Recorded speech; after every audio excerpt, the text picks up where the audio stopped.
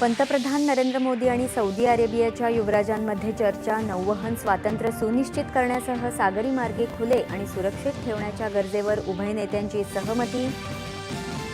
पश्चिम आशियातल्या संघर्षामुळे निर्माण होणाऱ्या कोणत्याही समस्येपासून जनतेचं रक्षण करण्यासाठी केंद्र सरकार वचनबद्ध असल्याची संरक्षण मंत्री राजनाथ सिंह यांची ग्वाही. शहरी भागांमध्ये पीएनजी सेवांच्या विस्ताराबाबत दिल्लीतल्या गोलमेज परिषदेत 50 लाख नवीन पीएनजी जोडण्या देण्याचं महत्त्वाकांक्षी उद्दिष्ट अधोरेखित. राज्यातही पीएनजी जोडणीला गती.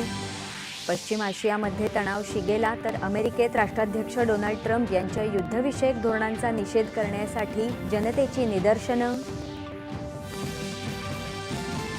पंतप्रधान नरेंद्र मोदी आज सकाळी 11 वाजता आकाशवाणीवरील मन की बात कार्यक्रमाच्या माध्यमातून साधणार देशवासियांशी संवाद.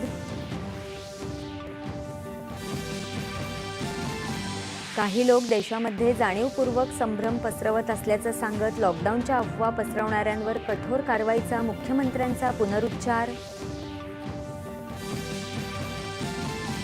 उद्योग परवानग्यांमध्ये सुलभतेसोबतच राज्यातील वीज दर टप्प्याटप्प्याने कमी होणार. 2029 पर्यंत महाराष्ट्र देशातील सर्वात कमी वीज दर असलेले राज्य बनेल, असा मुख्यमंत्र्यांचा विश्वास.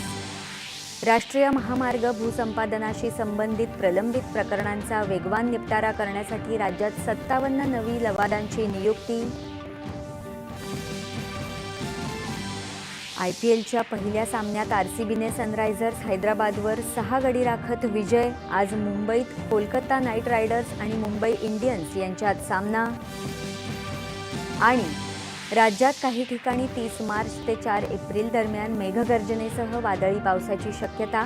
हवामानाच्या स्थितीनुसार शेतीच्या कामांचं नियोजन करण्याचा सल्ला.